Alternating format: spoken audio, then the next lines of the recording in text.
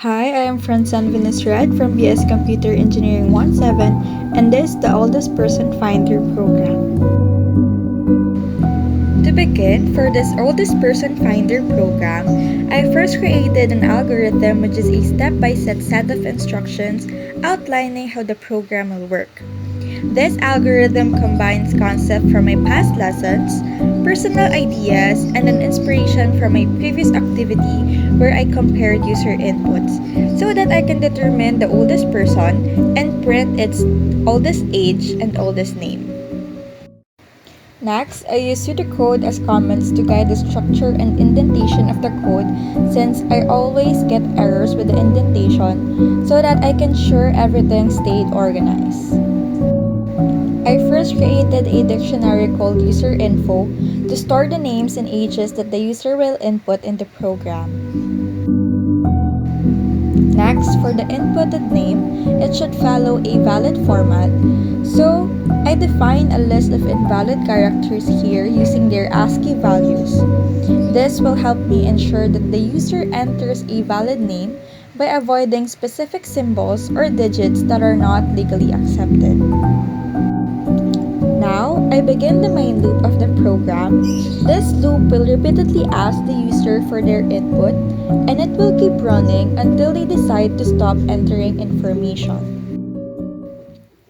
Let us now move on for the loop of the name. This is important so we can check if the inputted name follows a valid format.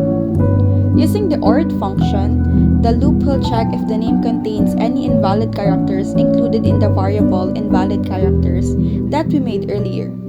This will get the ASCII value of each character in the inputted name. If the name is valid, we move on to the next step. If it's not, the program will ask the user to input a valid name.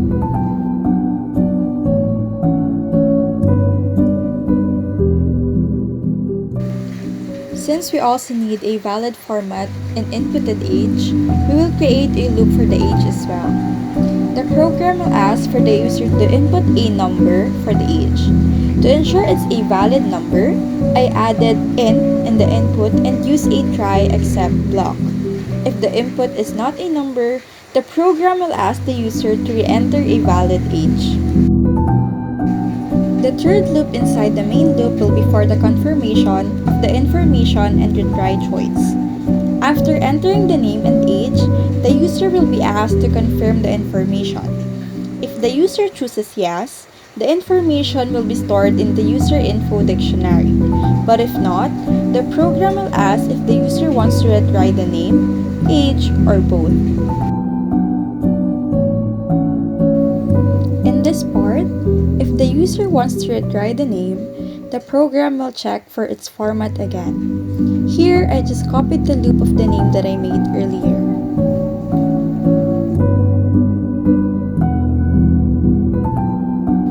Similarly, in age, we will also need a loop just like what we made earlier to ensure that the input will be a valid number.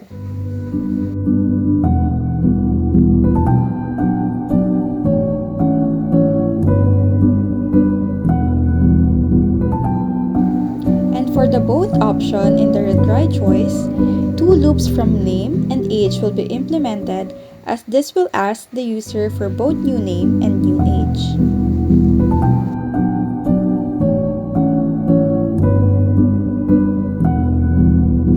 Since the objective of this program is to print the oldest person with its name and age, we have to ask the user if they want to input another entry.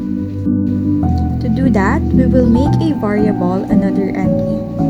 Here, the program will ask the user if they want to input another entry. It will check if the input after the question is yes or no. If the input is valid, the loop breaks and the program continues. So, I tried answering the question with yes in uppercase, and I noticed that it is sensitive to the case of letter. So, I added the lower function to convert all the uppercase input into lowercase to avoid errors. This will treat all cases of yes and no the same.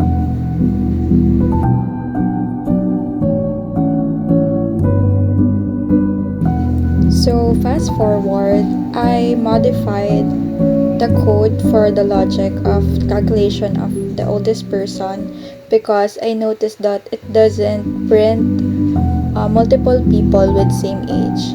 So I start by checking if there's any information in the user info dictionary.